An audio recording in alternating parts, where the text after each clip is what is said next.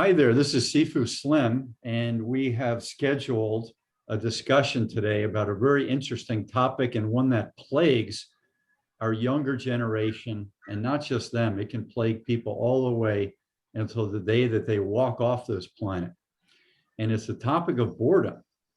And we've seen that during COVID-19, when people are trapped inside without being able to interact with friends, contacts, walking down the street in peace. There have been lockdowns in Europe and lockdowns in America and other parts of the world.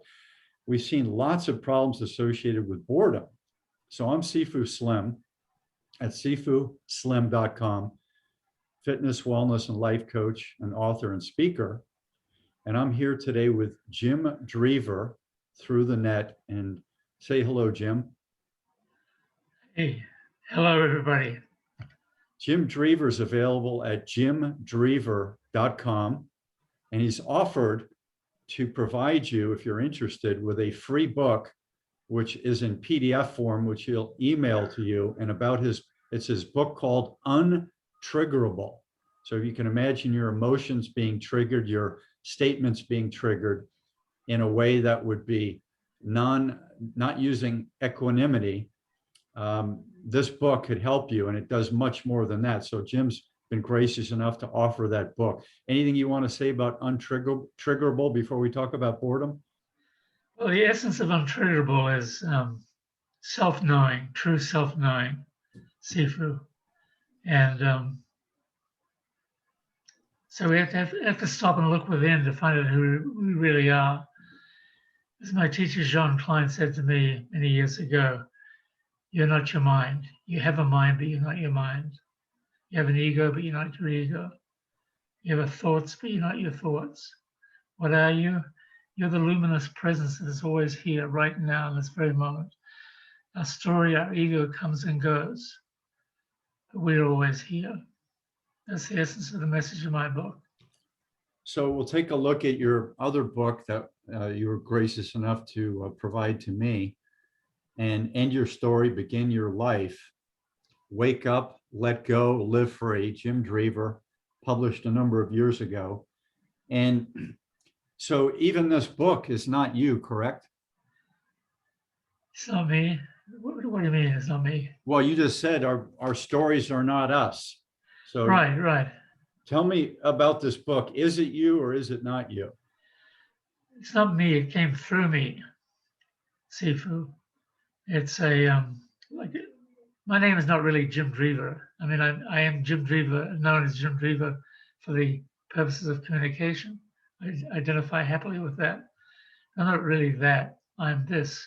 I'm a this. It's always here right now. Pure awareness, luminous consciousness, loving presence. Call it what you will. That's what we all are in our essence.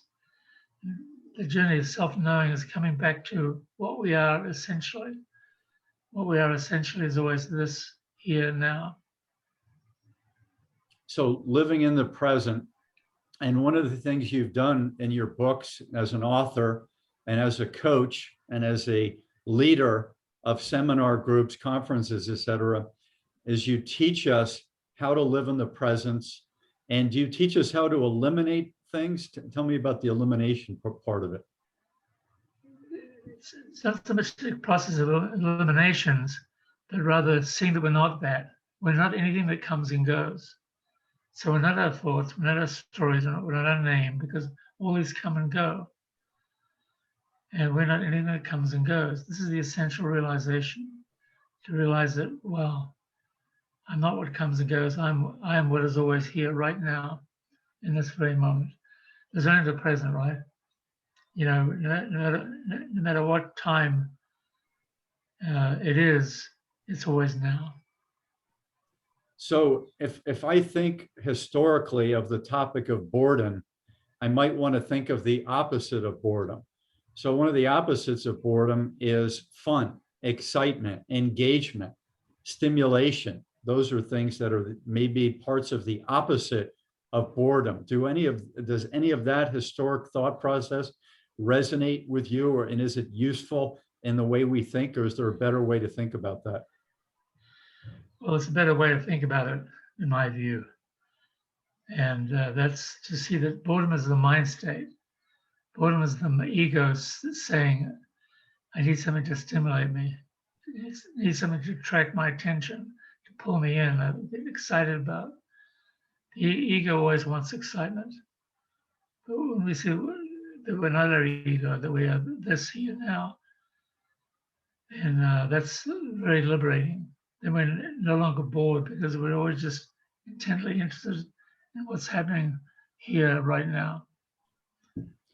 So imagine someone being in a cell, a prison cell, not having enough food, not having enough sunlight, therefore not enough vitamin D, not stimulation, no chance of learning from outside sources.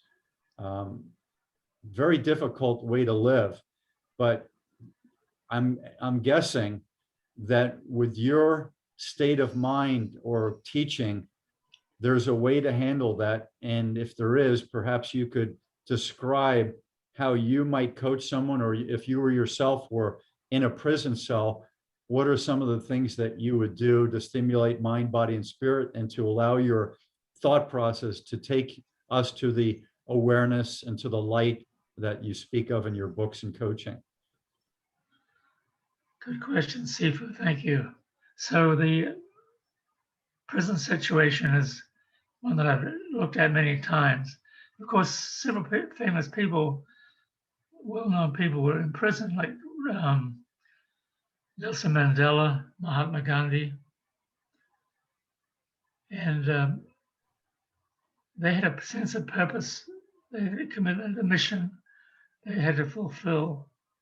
So that's always helpful. But even without a sense of mission, if you listen to the teaching, that we're not our stories, we're not our ego, because they come and go. And we're always this here and now. So if I was in prison, I'd be not happy that I'd been in prison, of course, but I'd quickly adjust to it. Yeah. And just be present in every moment. Present in every moment, Sifu. So, Jim, you mentioned some very notable people, noteworthy people who've been imprisoned. Hitler wrote Mein Kampf, or it came through him, or he wrote it down, and maybe other people who visited him helped him with that. So he had this sense of mission. So it's a very dark part of our history, Mein Kampf, marginalizing other races and nationalities and genders, etc. But the sense of mission that you talked about is interesting, because if I had thought about my grandmother back when I was growing up in the 60s and 70s, I spent a lot of time with her. She might not have mentioned the word mission, but she would have said, make the most of it, make the best of it. Those are things that were in her upbringing, born in the early 1900s, and surviving through that time of immigration on the East Coast. And you could have said that about anywhere in Europe. There was a lot of poverty and famine and disease and lack of jobs, and same thing happened in America, but they made the best of it in their limited capacity, and sometimes 11 people in one household, not very Right. big. So they had that spatial thing. They had a lot of work to do. Tell me about those words of my grandmother: make the most of it, make the best of it. And then is the mission, sense of mission, on that paradigm, on that chart of getting somewhere in our mind, body, and spirit, and our goals and aspirations? Yeah, Sifu, good question. So to make the most of it is really, your grandma was referring to make the most of it right here, right now. This is it. So you're fully present with your attention. Yeah. You're fully here now. No story. One of my phrases that I like is be present, heart open, no story. No Then story. Yeah. then you identify with pure being. Your identity comes from pure being, pure consciousness, pure awareness that we are. Jim, would people who were very busy, like my grandmother's family with I think she had 9 kids and one passed away young, so 8 kids growing up, lots of work to do and chores and getting the little kids dressed and, cleaned up, dressed and prepared and fed. And I would guess that this idea of living in the now and the present was just part of her life from having to get through the day. They did play some instruments and dance around and share dinners together, but there was so much to do. I imagine they weren't looking through picture books and scanning the newspaper.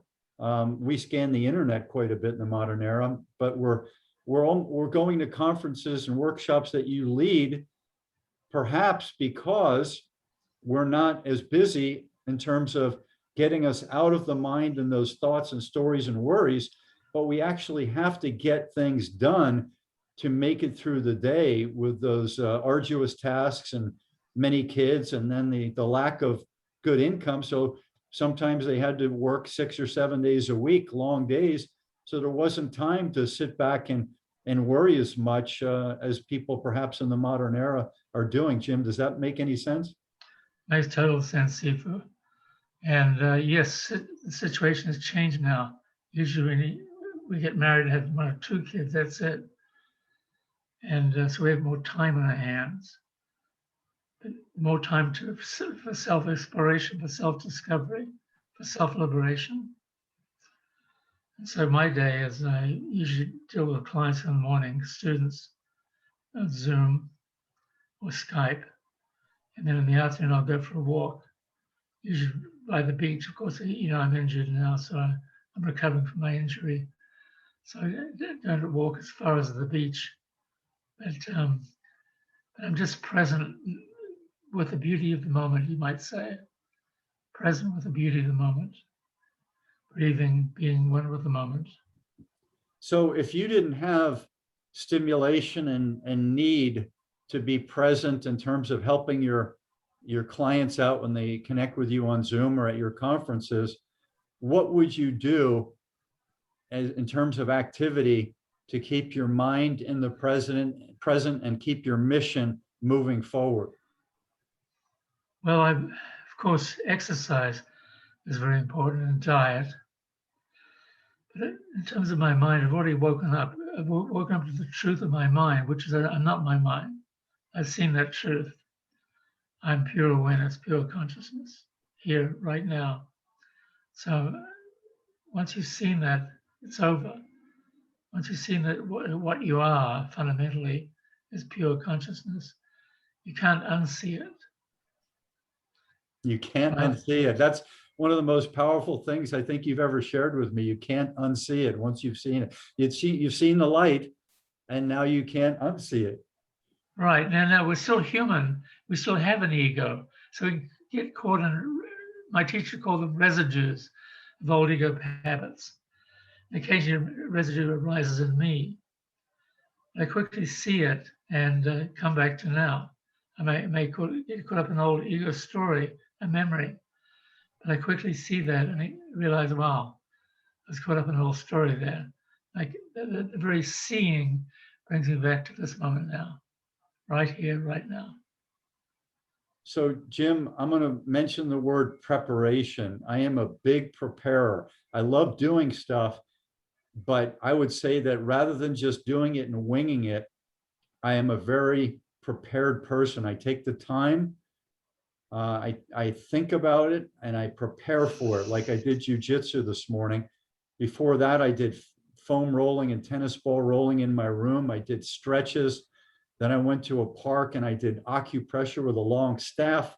Then I did an exercise program there. So when I showed up to jujitsu, I had already had an hour and a half mind, body, and spirit preparation. And before that, I've been preparing my moves that we were going to work on today, from YouTube. So big believer in preparation. Do you prepare for your clients online with meditation or jotting down a few things about things you may want to share with that person, or how do you do that preparation? Not much. I'm just simply present here now. But I made a few notes. For example, I'm working with a Vietnamese student He's a man of 42 and is married to Vietnamese wife, got 2 kids, young kids. And he's really on the path of awakening. He wants to wake up very much. And his mother lives with him. His mother has a whole history with his mother, of course. His mother takes care of the kids. And they don't hug. They don't tell each other they love each other because it's a cultural thing. And I believe this is the cause of his failings at times to be self-loving, to love himself. So I wrote, jotted down next to his name in my appointment book, it was love your mother. And so his assignment, it was given his homework assignment to express his love for his mother, physically, actually love her, embrace her, tell her he loves her every night. And we'll see how he does. Beautiful. So I had mentioned that I did a few videos a few months ago when I was living in a hotel that had a full kitchen in Waikiki. I went over there. I had a PCR negative test with me. When I showed up in the airport in Honolulu, it was not on their list of approved laboratories that I was able to show them. So they said, you've got 2 choices: fly back home on your own dime, or be on quarantine lockdown in your place of residence in Honolulu. So I had to call up the hotel and put them on the phone with the immigration health people. And they agreed. They gave me a few hours to get to my hotel and inn. And fortunately, I had a contact, a friend in Honolulu, not Honolulu, who was able to bring me 5 bags of healthy groceries. So I had things like bananas, very important to get my potassium, etc. Dark chocolate. There's a little fun to break down the boredom. Raw almonds. Kombucha. She didn't bring me this, but I had this with me, Jean Dreaver's book. Lotion. So I'm taking care of what's going in my body. I'm taking care of what's on the outside of my body. I had a shower, I had a kitchen, I had a balcony so I could get sun and convert that with time into vitamin D. So I had about as much as you could have to get through those 10 days. But I also exercise. So if people don't know a lot of exercise, they can go to YouTube, they can go to my website, sifuslim.com. I did sneak out from my room and just go up the fire escape elevator, which was 17 floors. And I ran that a few times per day. And that was quite a workout. And it just got me out of my room because after 2 days, I was a little bit batty, but after 5 days, I was really going batty. So I wasn't able to tap into your art of living in the moment and being disconnected from society, or whatever the proper word is, as well as you. I would like to work on that more. Maybe comment on lockdown and boredom and going a little batty. Tell me what you think of, or some remedies for that. Happily, Sifu. So it's a perfect opportunity to meditate with the question, okay, who is meditating? Who is this me that gets triggered? Who is this I that gets triggered? And when you look inside yourself, we can do it right now. Just close your eyes, breathe and relax. And ask yourself this question. Who is this me that gets triggered? And think of something that triggered you recently. Lockdown in Hawaii was quite a triggerable event. Okay, so perfect. So we'll do work with that one. So who is this me that gets triggered? And look to see inside yourself if you can find this me. Tell me when you found it. I see the me. How does it look like? What does it look like? Well, the me thought he was unfairly treated. So, that's a little chip on the shoulder. The society was doing what it thought was right, and I felt it was excessive. And I was being penalized for, spending money and time to go to a place that I loved and wanted to see friends and enjoy Yes. the experience. And I was in a hotel. So that was the me that I'm looking at, kind of feeling taken advantage of perhaps, but also sorry that I made a mistake and didn't read the directions properly on what I had to do. So I had that chip on my shoulder also. All right, brother. So, Sifu, that was the story you just told me. Yes. I'm asking you, can you find this me with no story? With no story? Yeah, can you find the me there without a Yes, story? I see the me with no story now. And what do you see about that me? He's smiling. He's looking at that entire scenario and he's got bright lights flying by him. And it's like he's in the ethers, he's in the universe, and none of that stuff matters. Beautiful. So breathe and relax into being here now. Ultimately, just open your eyes. It's very soothing to do that. A little 3-minute drill with you is very soothing. Beautiful. So just, is there any need for thought right now? No need. No need. You're just pure awareness, pure beingness, right? Yes. We talked last time about be, do, have. Now you're operating from a pure beingness. Pure beingness. And then you can do what you need to do, and you think about what you need to do, and you'll have the results, like your healthy body. Jim, it takes a lot of energy to carry that story around with us in our satchel on our back. And when you eliminate that story, you just let it go. It can be there if you ever want to write about it, but you don't need it to live your 24-hour day, correct, Jim? Right, exactly, Sifu. It's a beautiful thing. Actually, when we wake up, our mind becomes about 80% quieter because it's the end of the me, myself, and my story preoccupation. We no longer have that. We're done with that. And so we have all this clarity, and we can think more intuitively. We can focus more on what we truly want. Our goals become more achievable because we're realistic, they're based on our heart. It's a beautiful thing to be free of the me.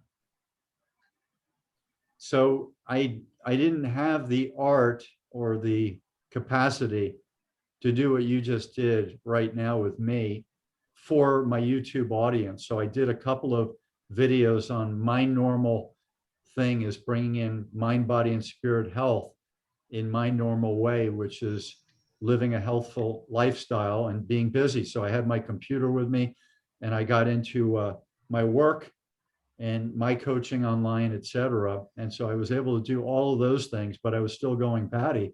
So I didn't have the missing piece of the equation, but I'll share my video. It's I have 2 of them: surviving quarantine lockdown in hotel room, part 1 and part 2. Those are on YouTube.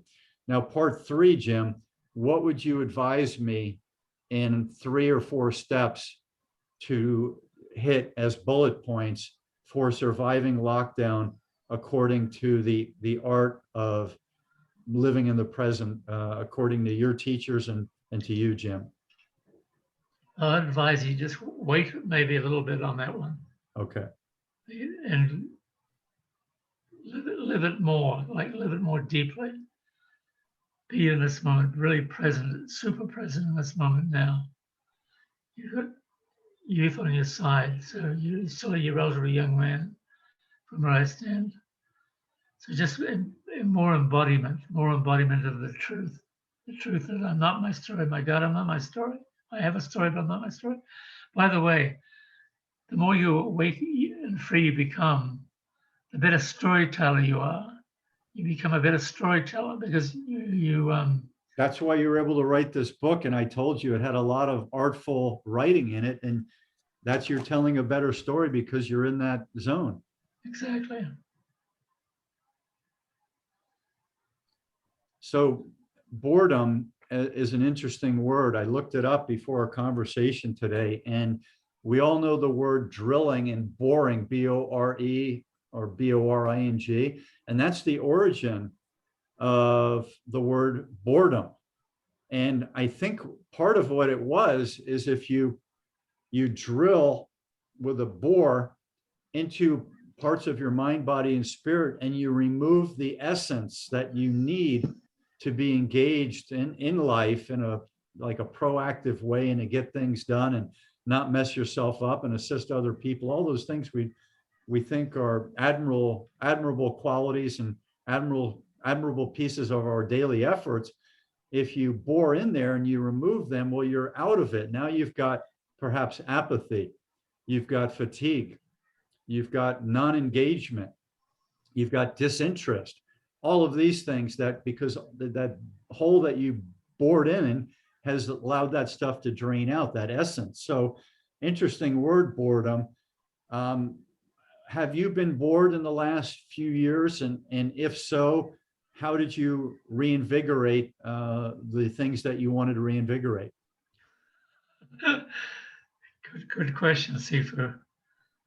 I like the questions you ask. So I've been occasionally bored for a moment or two over the last few years. And whenever I am, I realize, my God, I'm getting caught up in a story. Like, I see that I'm not my story. Awakening is all about the seeing. There's nothing you have to do. You don't have to meditate or do special diets or practices or chant or say prayers. You just have to see the truth, which is you're not your story. You have a story, but you're not your story. Why not? You're not your story because the story comes and goes, shifts and changes. And we're not anything that comes and goes, shifts and changes. We are what is always here, right now. We are always this, here, right now. And the minute you see that, everything drops away, and you are left in your natural, luminous, radiant presence, right here, in this very moment, right now. So thank you, Jim. In the modern era, starting 15, 20 years ago, we started seeing a lot more activity from people with their heads down, and they're paying attention to a stimulus that's also tracking us and charging us to be tracked. Isn't that interesting? We pay money to have applications and to buy the phone and to have the service, right? The 5G or whatever G we're up to right now. We pay money to allow entities to track us and to know our habits, to know our problems too, because we're looking up conditions that we have. We're a shopaholic. They know all that stuff. And this cell phone is something maybe you could comment on, the smartphone. And it didn't start with the smartphone. Before that, we had landlines. And before that, we had going to the neighbor's fence and yakking over the fence if it was more than a helpful connection over the fence. If it was going negative or you're gossiping over and over about another neighbor, that's not really helpful, and it's a negative practice perhaps. So we've always had them in humanity. We've had sabotaging people in our own tribe. There's always been negative stuff. But bring us up to speed in the modern era, in the last 15, 20 years of smartphones, what you think that's done to people on an emotional level and a productivity level, and what are some ways that you might coach people who are using that too much, not maybe an 8-hour-a-day person, but aren't getting their daily tasks done and aren't meditating and aren't living in the present. Jim, what are some things that you might help them with in terms of coaching on this, removing the smartphone as an addiction? Right. It's very true, Sifu. It's another addiction. People replace drinking with the smartphone addiction. And I have a smartphone myself, and I use it for texting and occasionally looking for directions on Google. Speaking, of course, but it doesn't rule my life. It's just another useful object, very useful actually. Smartphones can be very useful when we see them for what they are.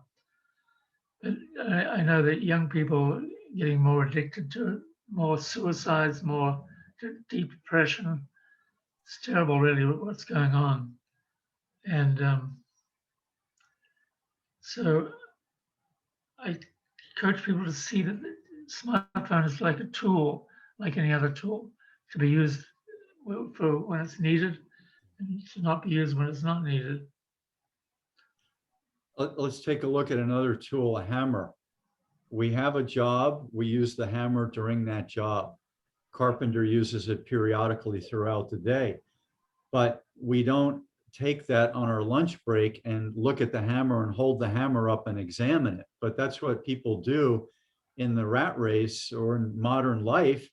They're into that smartphone and they're wondering if something's happening that they're missing, or if they haven't had a text or an email or a WhatsApp or some other application acknowledgement, they almost feel like they don't exist. You know, nobody cares about them. Right. What is the problem with people thinking that those negative thoughts about somebody not caring for them in relationship to a smartphone and someone contacting? What is the problem with that? Right. It's a real problem.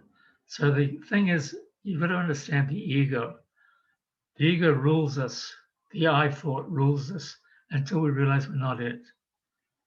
And once we realize we're not the ego thought, because it comes and goes, we are still here, amazingly. So knowing ourselves as pure awareness, pure consciousness, pure thisness, right here, right now, is the goal of awakening, is what the awakening is all about. Once you see it, you can't unsee it, as I said before. And then you realize you still have an ego.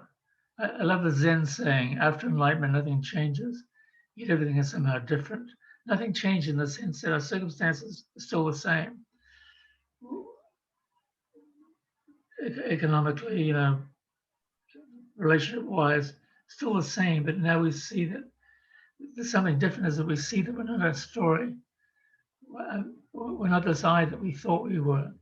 We have an I thought, but we're not it. We have an ego thought, but we're not it. We have a history, but we're not it. And so when we realize that, when we realize that we are this here now, suddenly all the tension drains away, and we feel this sense of ease, harmony, and flow, which is with us basically all the time. I mean, we still have an ego, so we're still getting tripped up occasionally. But the ego residues happen less and less the more time we spend being awake and free. It's a beautiful thing.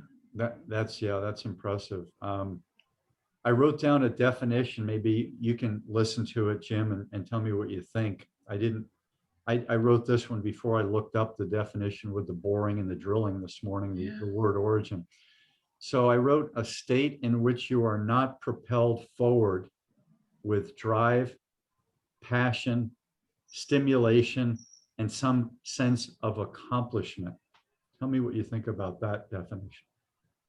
State where you're not propelled forward?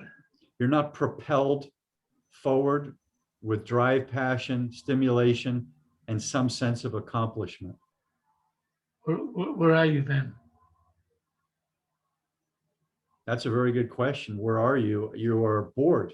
That's the only thing I can think of. Okay, so that's, so okay, I get it. So that's the ego reacting. The ego getting stimulated, getting turned on, being passionate. But there's another way of living altogether. We see that boredom and ego is both mind states. And you're not your mind, you're not any state. States are defined by, they come and they go, right? And boredom is a state. Passion is a state. You're not always passionate driven, but the more you awaken to your true nature, the more your natural, authentic passion is released. It comes from deep within, this passionate desire to help the world, maybe, in whatever way you can help them. So while you were saying that, I was also considering another definition of boredom, which I wrote. state, and it's using a word that doesn't fit with some of the model that you're talking about. So, but it's the one I wrote, so I'll share it with you, Jim. A state where you find apathy in the mundane, often repetitive tasks of daily living. So I wrote that. And then when you were speaking, I thought of a person in the rice fields of China or Vietnam. Anytime in the last few hundred years, I can see a picture of those people. Many people in the fields wearing the pointed hats made out of reeds or whatever they're made out of. Right. And they're doing this repetitive task. I mean, that's their staple. You know, the Germans have potatoes. A lot of the world has potatoes. Right. A lot of the world has rice and beans. And so they're doing these repetitive tasks, and that keeps them alive and their families alive. And maybe they can trade it and buy other things that they need, et cetera. I don't know how else you could get through a repetitive day unless you did live in the moment. It's almost like a default setting for an agricultural worker to live in the moment, because you drive yourself crazy and you'd want to jump off a bridge or something if you didn't live in the moment. You were worried 8 or 10 hours a day working in those fields. Does that sound accurate? Sounds very accurate. Yeah, and envision people working in those same fields who are truly one with the moment. They're just working with what is here and now. That's true mastery, by the way. True mastery is accomplishing a task when you and the task become one. You and the work become one. That's mastery. So mastery of self is really about becoming one with this moment now. We're always here now. We're alive here now. There's no thought. We're present. Our heart is open. No story. Do you mind if, Jim, if we talk about biochemistry for a few minutes? Sure. Okay, so I've been a fitness person since I was a little kid. Jack LaLanne started me on that when I was 6. So it's rare that I've missed 3 or 4 days per year in my entire life. So you can imagine sometimes 2 a day in a sport. So there's 3 times of movement sometimes per day. I did that yesterday, and there's a chance I'll do that today. I've done 2 already. The fitness program and with the stretching and the foam rolling, and then jujitsu for 1 hour and 20 minutes. And so tonight I may do another one. So that would be 3. So when people look at my life and they're not physically fitness type people, they don't do an outdoor or indoor or whatever type of workout, or they don't have a horse they take care of and brush. There's a lot of work in horsemanship. And they look at me and they think, boy, that really must be hard and it must be repetitive. But what I'm getting from my life is the reason I was able to do that over and over, besides the goals of wanting to be functionally fit and at least competitive to my natural ability. I didn't want to go beyond, because every time I went beyond, I got hurt, or I got something clobbered me. But when I took what my gifts were and I enhanced them to a sustainable, that's a good word, a sustainable and efficient point in my fitness and sports activities, I was able to really enjoy it. But what I got is this biochemical thing that says, hey, Sifu, you've accomplished your daily task. That wasn't easy, but you did it. You made it into an art, which you just mentioned.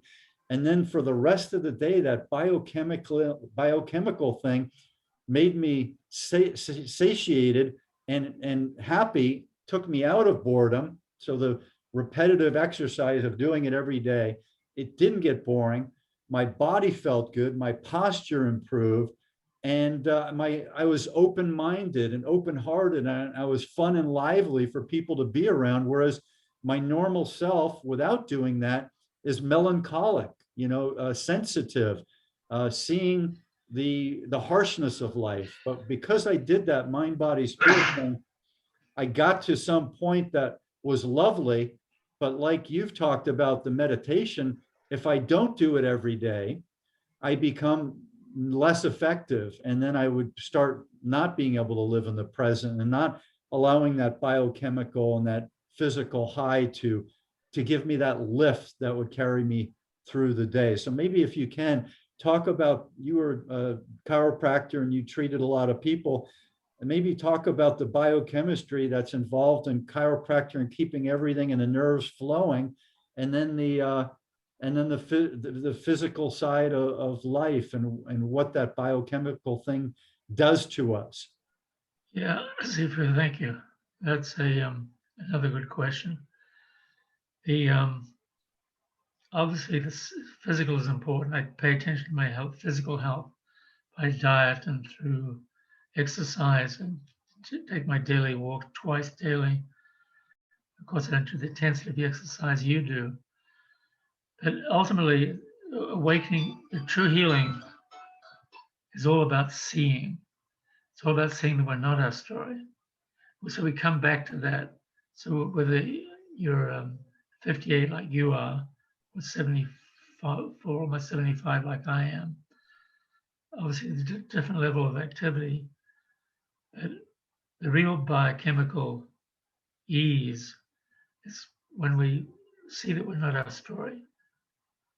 We see that we are this here now, this pure awareness, this pure consciousness. We are here now.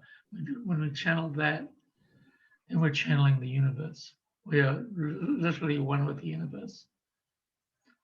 And I submit that is the question or the answer to every problem of mankind. Becoming one with the universe and then using that oneness in an intelligent, wise way. So biochemistry and the nerves, how in a historic view, before you became enlightened, did you think about the nerves and the biochemistry from your training and from your professional rugby background, your military training, before you became enlightened? What did you think about the biochemistry, and how did you use that to help to heal yourself and to raise your family and to help your patients? Very different. Before I woke up, I thought my biochemistry had to be adjusted, had to be maintained by my own efforts. What I discovered after waking up was the biochemistry works perfectly on its own. And if there's a problem, we get attention, we get help through medicine or chiropractic or acupuncture, whatever. And then when you became enlightened, you said it works all by itself. So you're still doing your posture, you're still doing your exercise, you're still stretching, etc. But you're in a level where it's all synced up together. It's not an ego thing. You said we don't lose our ego. Remind me again what we do with our ego once we become enlightened. Once we become awake to our true nature, then our ego becomes our servant. The ego makes a very good servant, but a terrible master. And then we can use our ego to set goals, to set boundaries, like say a strong yes or a strong no to something. You know, when you awaken free, you can't be fucked with. It doesn't matter what people say to you, it just passes on through because you're holding on to no image of yourself. When you're free of the ego, you have no image of yourself. And that's a very good thing. No image, no expectation, just pure freedom, pure oneness, expressing itself here now. You are that, I am that, we are that. We are this beautiful expressions of our true self and authentic personalities. You wrote True Emotional Freedom. You are not your ego, which is held together by its triggers, lives in the past and future, and is only happy in the present when its needs are being met. So that's something I'm very guilty of when my needs are being met. You know, like when I do my best and it's not received and honored, Historically, I felt bad. So what are some of the ways someone who's in that mindset, like I've been, can overcome it or be awakened and not take those things as an affront or a critique on Right. our true essence, Jim? Beautiful question, Sifu.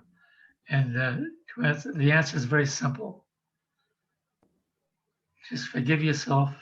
Have you heard of the Course in Miracles? Quasi miracles? Course in Miracles. Oh, Course of Miracles. Yes. You've heard of that, right? Yes. The essential teaching there is forgiveness is the key to happiness. So you forgive yourself because it's all based on thought, self-judgment, self-criticism. It's all ultimately comes down to thoughts creating feelings of negativity and misery and shame, guilt. So you forgive yourself, you come back to right here, right now. That was then, this is now. Always coming back to pure awareness, the pure consciousness you are right here, right now, brother. That's it. That's it. Always coming back to that. It's funny when you say that's it. You know, historically, comedians might have said, that's it, end of story, right? Yeah. And so you've used that word, end the story. And your book is called End Your Story. Right. It is available on your website and on Amazon, Jim Dreaver, DREAVER.com. So it fits with that's it. When you said that's it, end of story. That's what we need to, at least I need to work on it. You're already there. But I'm sure you have to say those things when you're coaching people. Am I correct, Jim? I am. You are correct. Yeah, for sure. It's people need to remind this again and again. It took me 20 years to wake up to the truth of this. And you were seeking for those 20 years? 20 years. This is my main goal in life was to be enlightened, be free. I have an idea, Jim. Why don't we talk about addiction and some of the ways that you coach people on how to live in the moment and operate with understanding their ego, understanding maybe their biochemistry. At least I would talk about that. And I'll talk about it if we do another YouTube video about some of the things I coach people on. And then we'll ask you how you coach people who have eating disorders, drinking disorders, bad thoughts disorders, lack of productivity, all those disorders that are very common. And we can go through that. You think that would be helpful? It'd be great. Maybe next week or whatever. Let's try next Monday. All right, bro. We're gonna be the Monday guys. Sifu, it's been a pleasure talking with you. Aloha, Jim, and we'll talk to you very soon. Been a pleasure. Thank you, brother. Take care. Bye now.